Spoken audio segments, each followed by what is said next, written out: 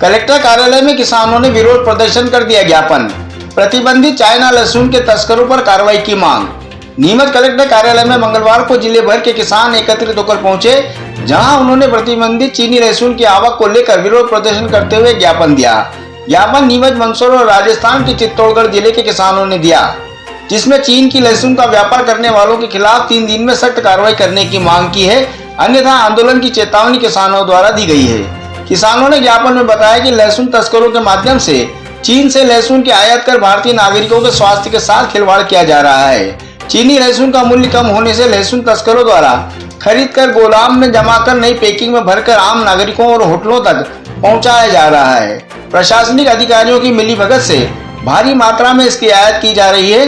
किसानों ने ज्ञापन में मांग की है कि चाइना लहसुन का आयात पूर्ण रूप से बंद किया जाए और लहसुन तस्करों पर सख्त से सख्त कार्रवाई की जाए। इसके साथ ही इनके गोदाम पर छापामार कार्रवाई कर जांच की जाए। किसानों ने ज्ञापन सौंपकर चेतावनी दी है कि चाइनीज लहसुन के आयात पर व तस्करों पर 3 दिन में कठोर कार्रवाई नहीं करने पर आंदोलन किया जाएगा।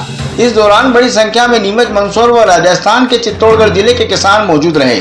हम सारे नीमच जिले के, मंदसौर जिले के, राजस्थान के आसपास एरिया के सारे किसान हम कलेक्टर परिसर में एकत्रित हुए हैं। हमारी सरकार से एक ही मांग है कि जो चाइना लहसुन, प्रतिबंधित लहसुन भारत के अंदर लाया जा रहा है, उसको पूर्ण रूप से उसको बैन किया जाए और जो इनलीगल तरीके से आ रहा है और जिन व्यापारी और तस्करों के द्वारा मंगाया जा रहा है, उनसे सख्त से सख्त कार्रवाई की जाए। आज किस प्रकार का यहाँ पे किया आपने धरना प्रदर्शन, क्या है? हमने पिछले 3 महीने पहले कलेक्टर महोदय को हमने ज्ञापन दे चुके थे।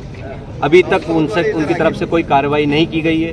पिछले 3 महीने से मैं जितने भी अधिकारी हैं उन सबको मैंने ट्वीट किए, सारे किसानों ने ट्वीट करे हैं, सारे किसानों ने मेल करे हैं उनके नंबरों पर, फिर भी वहां से कोई कार्रवाई नहीं पहुंची है। तो हम परेशान होके हम यहाँ सब एकत्र हुए हैं और धरना प्रदर्शन करने के लिए हम चाइना लहसुन से इतना भारी नुकसान हो रहा है। एक तो चाइना लहसुन खाने लायक नहीं है, उसमें फंगस युक्त है, उसमें रसायन से पैदा होता है, उसकी वजह से स्वास्थ्य संबंधित बहुत भयंकर नुकसान हो रहा है। आपको जानकारी होगी कि 2020 में कोरोना जैसी महामारी कहां से, कौन से देश से आई थी, आपको जानकारी होगी इस चीज की। ये कोरोना जैसी महामारी चीन से आई थी।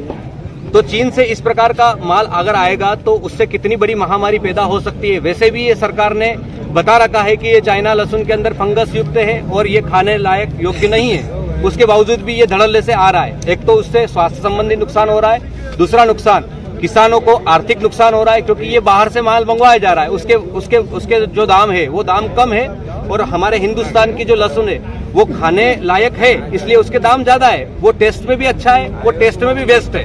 धरना प्रदर्शन करने के बाद में हमारी रणनीति यही रहेगी कि सरकार हमारी अगर मांग पूरी नहीं करती है तो हम इस आंदोलन को उग्र आंदोलन करेंगे और हम रोड को जाम करें। हम 3 दिवस का हमने अल्टीमेटम दिया है सरकार को।